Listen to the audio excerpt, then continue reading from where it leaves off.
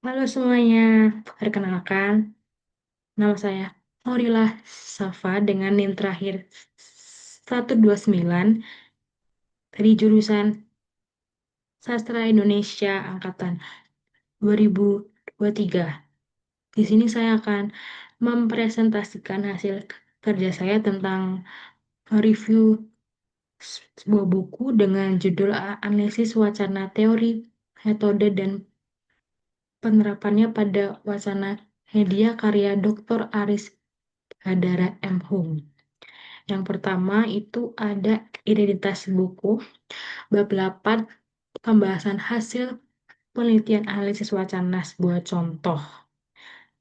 Penulis Dr. Aris Hadara M. Hum, penerbit Kencana, tahun terbit cetakan 1 April tahun 2012 dengan jumlah halaman 208. Alasan saya memilih buku ini dan bab ini untuk direview itu adalah karena bab 8 dari buku Analisis Wacana Teori, Metode, dan Penerapannya pada Wacana Media oleh Dr. Aris Badar M. Hum karena sangat relevan dengan isu gender dan representasi perempuan di masyarakat modern.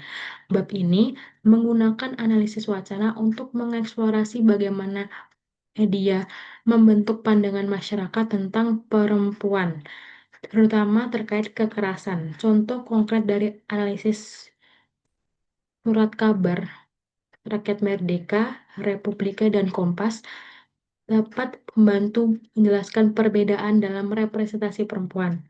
Pembahasan ini menunjukkan peran penting media dalam mempengaruhi opini publik dan bagaimana ideologi patriarki mempengaruhi media di Indonesia. Dengan demikian, bab 8 adalah topik yang pas untuk dipelajari lebih lanjut. Selanjutnya ada pendahuluan. Analisis wacana sangat penting untuk memahami bagaimana individu atau kelompok berinteraksi dengan wacana publik. Bab 8 dari buku ini membahas studi kasus tentang pengaruh surat kabar terhadap perempuan, terhadap pemahaman masyarakat tentang perempuan, terutama dalam berita mengenai kekerasan pada tenaga kerja wanita. Berbagai surat kabar menggunakan strategi wacana yang berbeda dalam menampilkan perempuan, yang menjadi fenomena menarik dalam bab ini. Surat kabar seperti Rakyat Merdeka, Kompas, dan Republika mencerminkan ideologi dan segmen pembaca mereka masing-masing. Misalnya, Rakyat Merdeka sering menggunakan bahasa yang sensasional dan diskriminatif yang menempatkan perempuan dalam posisi yang merugikan. Sebaliknya, Kompas dan Republika lebih mendukung korban dengan menggunakan bahasa yang netral dan humanis. Perbedaan ini menunjukkan bagaimana media tidak hanya menyajikan fakta, tetapi juga ideologi dan realitas sosial. Bab ini juga mengungkapkan bagaimana struktur sosial, budaya, dan politik mempengaruhi wacana media yang pada gilirannya mempengaruhi persepsi masyarakat terhadap perempuan dan isu kekerasan gender.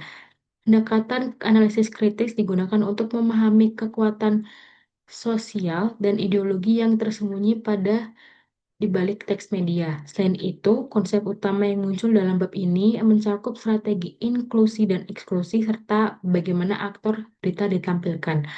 Rakyat Merdeka cenderung memarginalkan perempuan dengan kata-kata sensasional, sementara Kompas dan Republika lebih netral atau bahkan mendukung korban kekerasan perempuan. Analisis ini menunjukkan bahwa ideologi media sangat mempengaruhi representasi perempuan dengan representasi perempuan.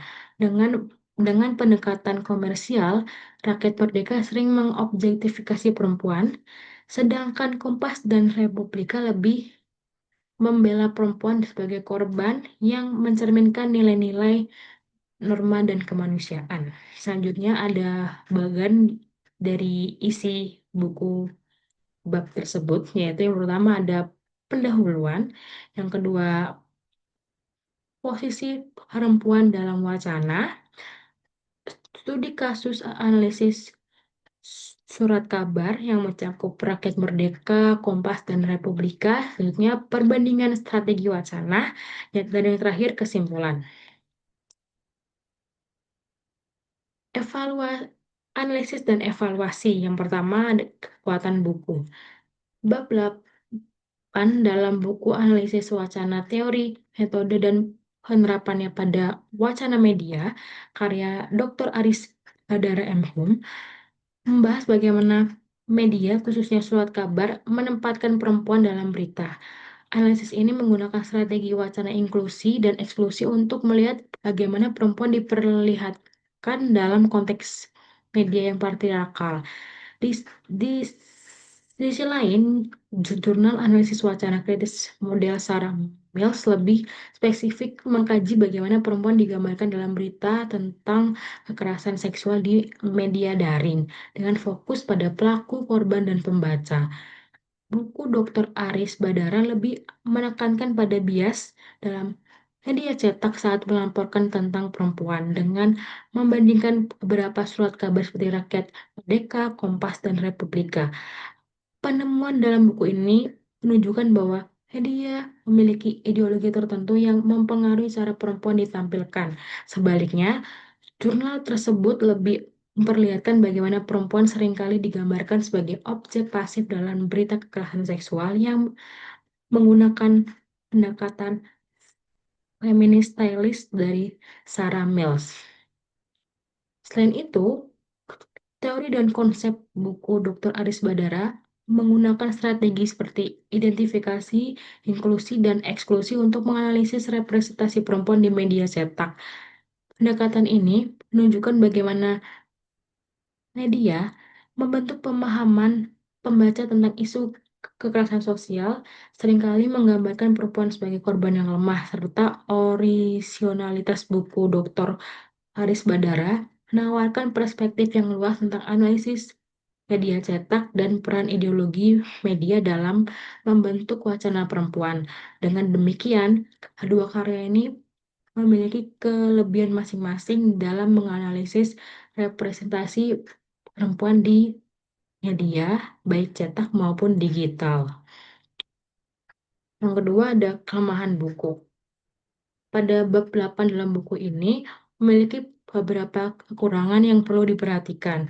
Salah satu masalah utama dalam kurangnya adalah kurangnya gagasan yang dibahas.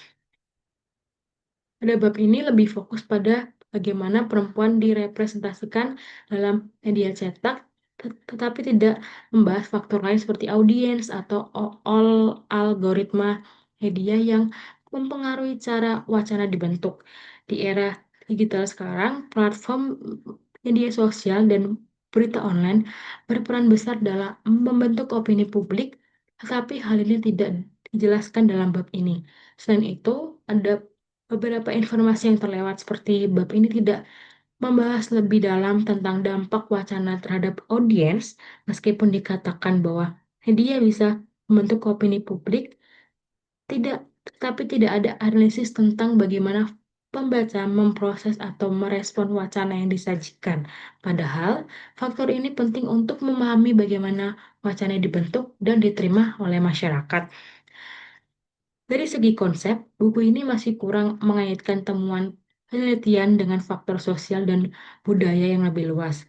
Pendekatan analisis wacana kritis yang digunakan belum sepenuhnya terhubung dengan teori sosial lainnya. Dalam bagian kesimpulan, penulis mengaku bahwa penelitian ini belum mampu menghubungkan faktor sosial budaya secara mendalam dengan hasil analisis.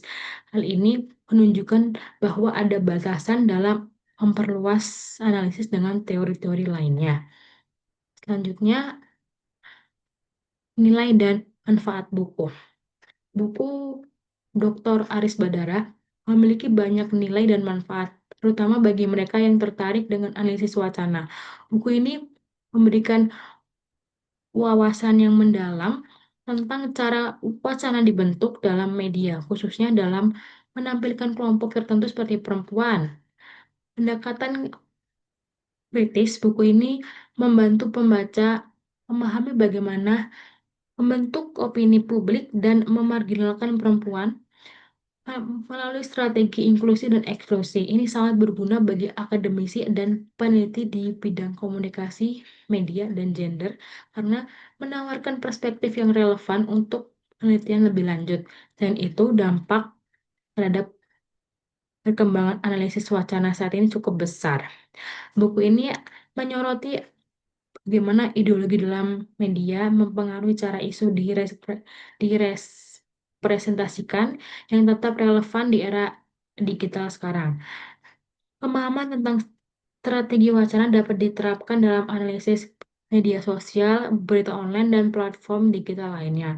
Karena itu, buku ini menjadi referensi yang kuat untuk mereka yang ingin mendalami analisis wacana dalam konteks yang lebih luas, termasuk kajian kritis terhadap media digital.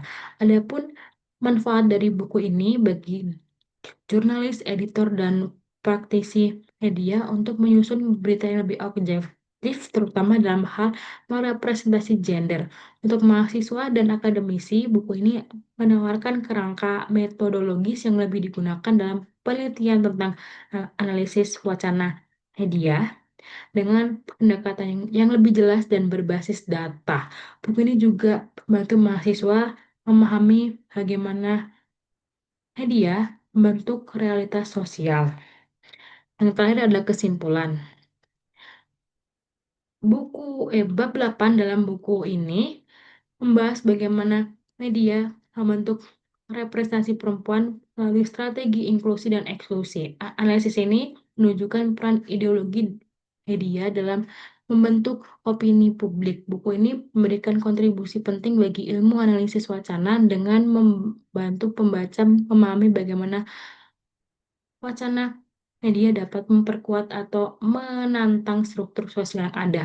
Dengan pendekatan kritis, buku ini menjelaskan pengaruh ideologi media dalam menggambarkan perempuan dalam konteks berita kekerasan seksual. Temuan yang ada dalam buku ini mengungkapkan bahwa media tidak hanya menyajikan fakta, tetapi juga kecenderungan ideologis yang bisa memperkuat stereotip sosial.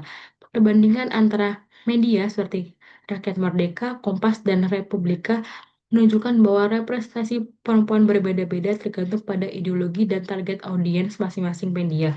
Namun, buku ini memiliki kelemahan, yaitu kurangnya pembahasan tentang bagaimana audiens merespon wacana yang disajikan dan tidak ada analisis mendalam tentang peran media digital dalam membentuk opini publik. Dengan demikian, buku ini memberikan wawasan mendalam tentang analisis wacana dengan media cetak, akan tetapi perlu adanya pengembangan lebih lanjut untuk mencakup media digital dan dinamika audiens dalam menafsirkan wacana yang disajikan. Sekian dari saya. Terima kasih.